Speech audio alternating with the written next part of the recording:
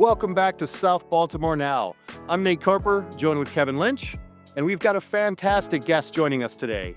Christina Betancourt Johnson, who's the CEO of Standard Wellness Maryland. Christina is a real powerhouse in the Maryland cannabis industry, and we're so excited to have her with us. Christina's been making waves everywhere. She's been featured in news outlets nationally and right here in Baltimore. And she's not just opening businesses, she's a real advocate too. She's been a strong voice against the proposed cannabis tax increases, which is something we definitely want to dive into. We're going to hear all about Christina's journey and what it takes to be a leader in this industry. Christina and her team at Standard Wellness have just opened an amazing new cannabis dispensary, The Forest, over in Canton. We're going to chat about that grand opening, what it means for the neighborhood, and get Christina's take on the future of cannabis in South Baltimore and, of course, beyond. So stick with us as we give a warm South Baltimore Now welcome to Christina Betancourt Johnson. Kev, how you doing, man? I'm good. How you doing, Nate? This is our first show of the new year. Christina, thank you so much for being our first guest on our first show. We're excited to get the year started off right. You've got a lot of new things going on. Thanks so much, Nate, for having me, and Kevin, too. We are excited to be in Baltimore with our new store just opening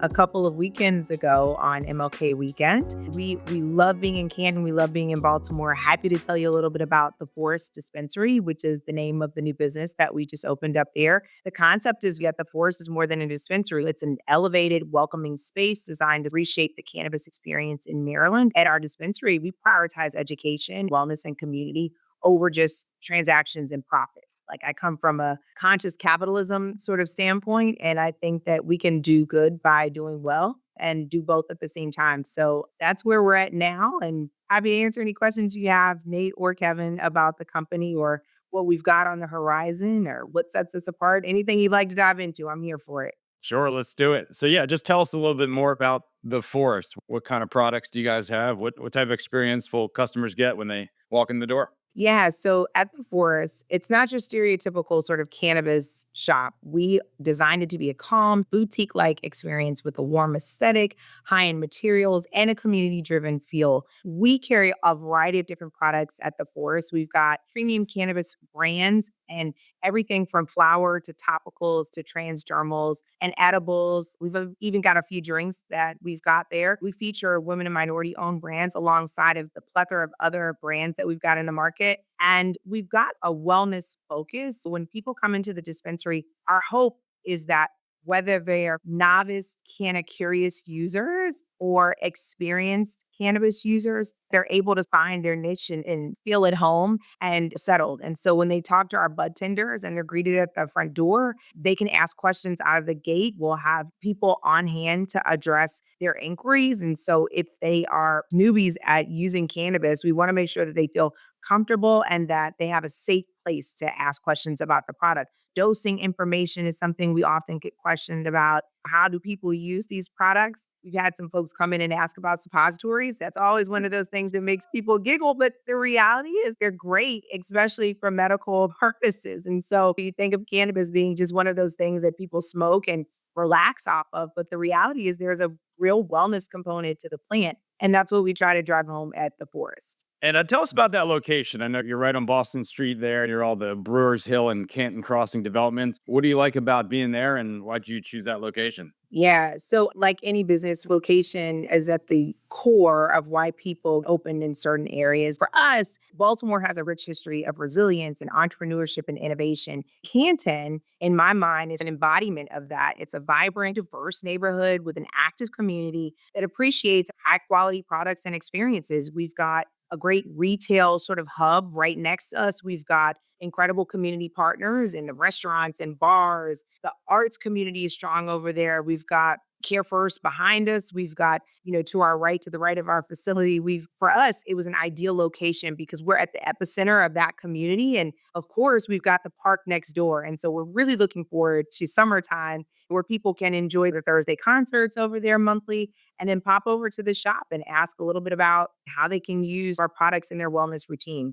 But Canton for us just represents everything that is good about Baltimore. As far as a market for the cannabis business, how's Baltimore treating you so far? Yeah, I mean, it's pretty good. I think what's been difficult for us, Kevin, is just getting the word out, right? Like we're a small startup business and we've got some competitors in the market. On our grand opening, they drove down their prices like 30 and 40% off. That's hard to compete with because people want quality products at a good price. And we've got folks in the market that are competitors who have a much bigger marketing budget. So we're really trying to go hand to hand, build partnerships and relationships with people who have networks and followings so they can get the word out about our shop. I think at the end of the day, we also know that Baltimore consumers are educated. They care about purchasing from stores that are legitimate and regulated and where our products are tested. There are a few competitors in Baltimore who are actually gray market shops. They are illegal operators. The folks that we've come in contact with really want to be in a space where they can trust the products they're using. I think that sets us apart. Experience in the customer journey when folks come into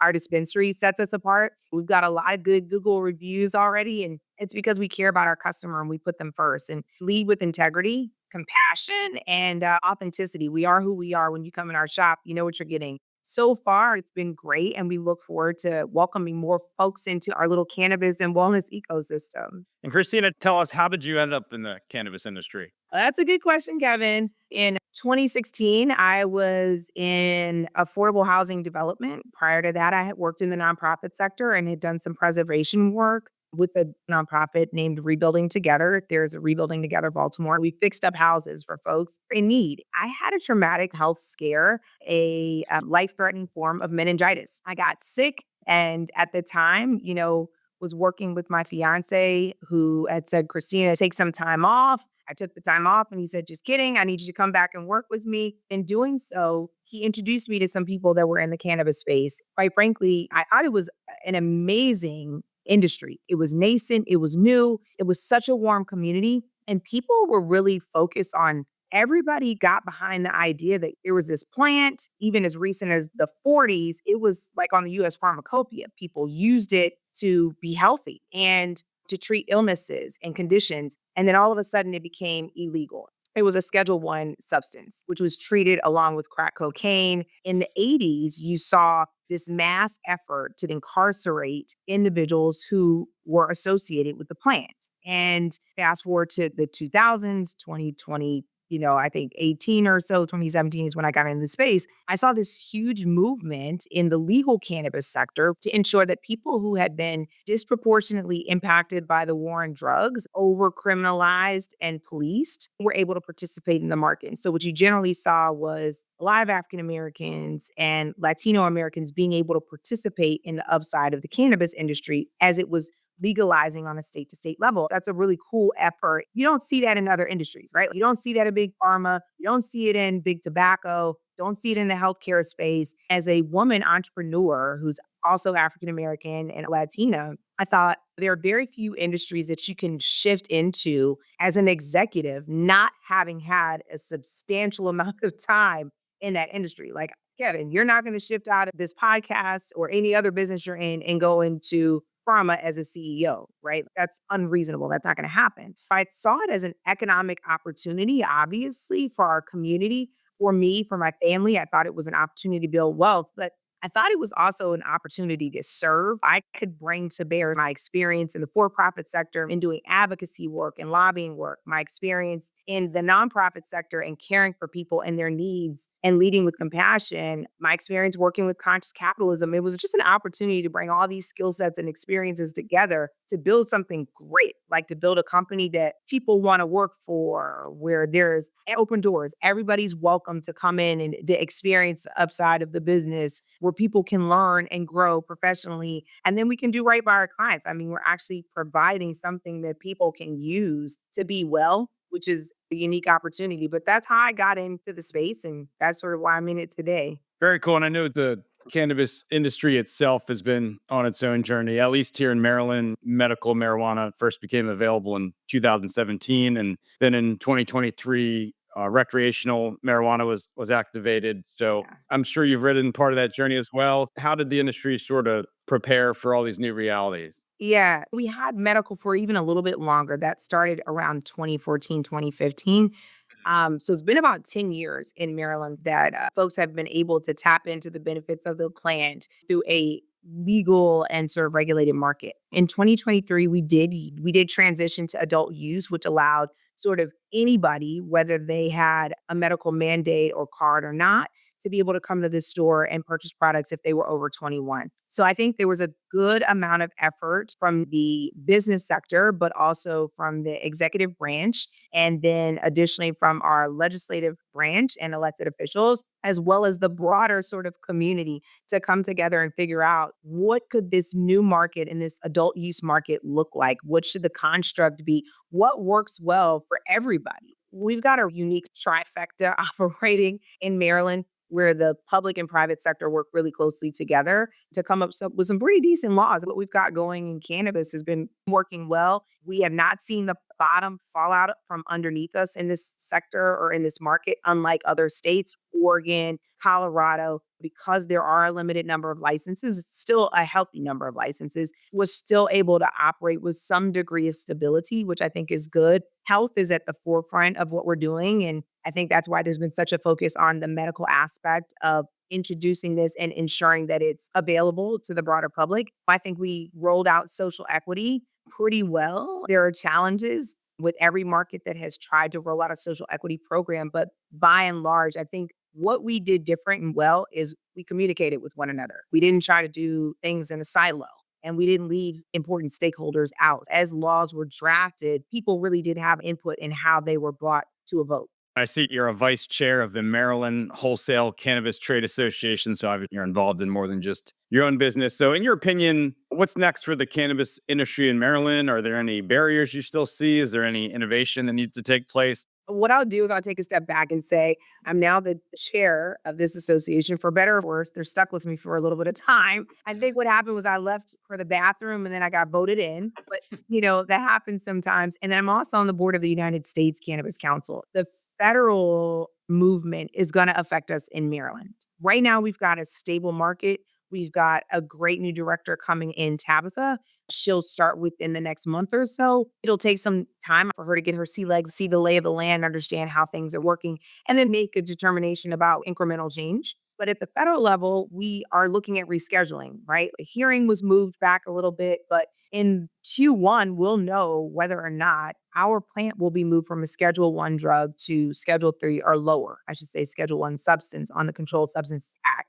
And that has a pretty significant effect on businesses across the nation. When we talk about what's on the horizon, I think we've got that on the horizon. Right now, all cannabis companies are looked at as the green machine, right? There's this gold rush, which is a green rush in many people's minds. And the reality is most cannabis companies are not doing that great. We're taxed as an illegal substance. This means for every dollar we earn, about 70% of it gets paid to the federal government, unlike every other business, which is like 30% or so. And so we've got this enormous tax burden that kills us in terms of making profit. Our profit margins are razor thin. I think having relief at the federal level will affect Maryland businesses. I think having safe banking, meaning the ability for FDIC insured banks to bank with us, is going to increase competition in lending.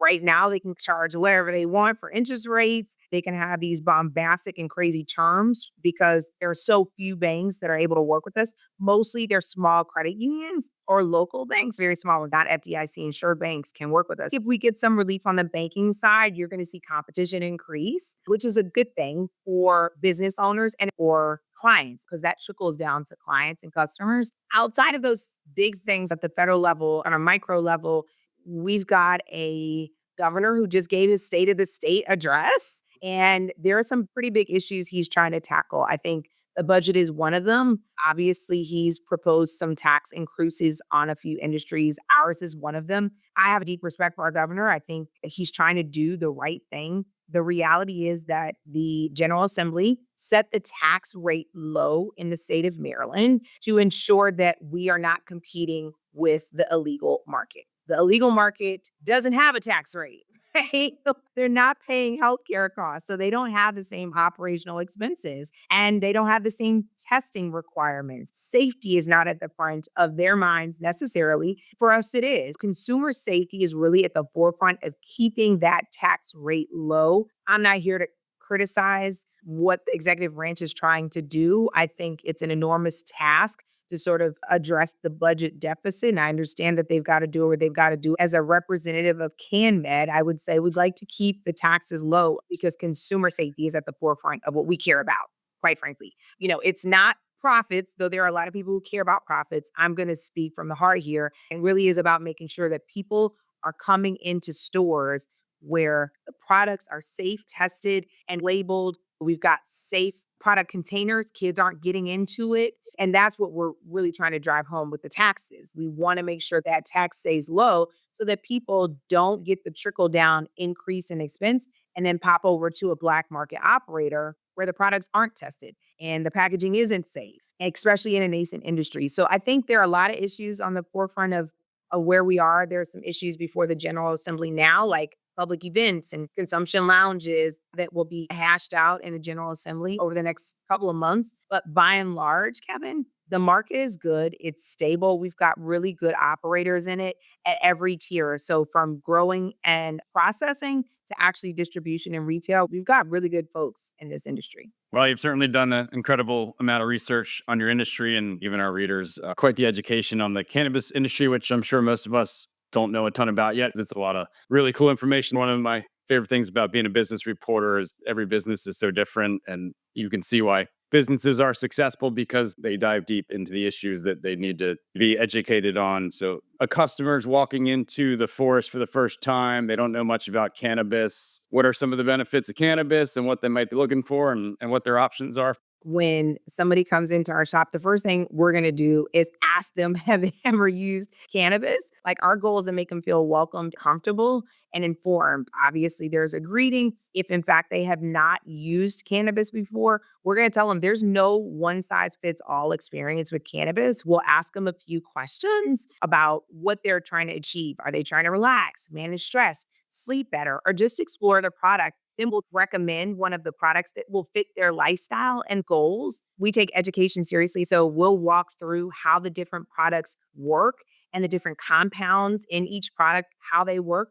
We're going to talk about dosing and the right dosing, what to expect in terms of efficacy, and the goals for them to have a great experience with the product, both in our dispensary and when they go home to use their products safely. We just love seeing people come back and discover what works best for them. Every person and their experience is unique and different. We want to make sure that if they have questions after they leave, they don't hesitate to reach out. So we got to sort of hit them with the 1-2 punch of making them feel good and giving them the education they need to make an informed decision. And then hope that they come back and join us. We've got a great loyalty program, really strong compared to our peers out there in the market. Hopefully they'll see us out in the community too, because we're going to do some community partnerships that are really dope to educate folks and to stay involved in Canton and the broader Baltimore community. Sure, I'm sure it was a surprise to a lot of people a couple of years ago that people would hear, oh, so and so's parents like cannabis or whatever. So I'm sure there's a wide range of demographics and ages that come into your store. It seems like the stigma on cannabis has really come down a lot in recent years. I remember when the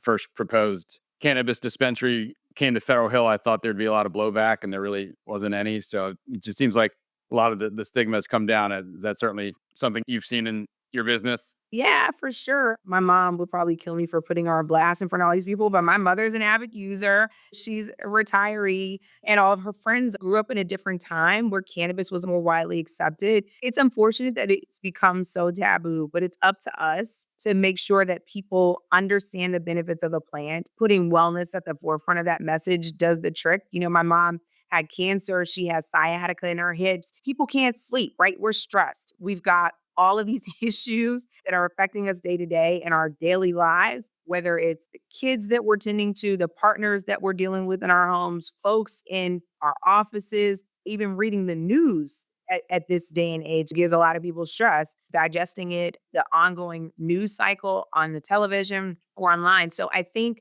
we've all got different needs. And I think that cannabis actually can help us meet a lot of those needs. And we see everything from the 21 plus and early 20-year-olds coming in who just kind of want a relaxation high, kind of to take the edge off and address anxiety, to folks who are using it to treat really chronic conditions like cancer. Our folks are skilled. They've taken the necessary training and classes needed to educate people. Some of them even have degrees in medical science or cannabinoid science. I think what we're going to see in the next several years is an increase in consumers and safe consumption. And I think it's by and large because of education.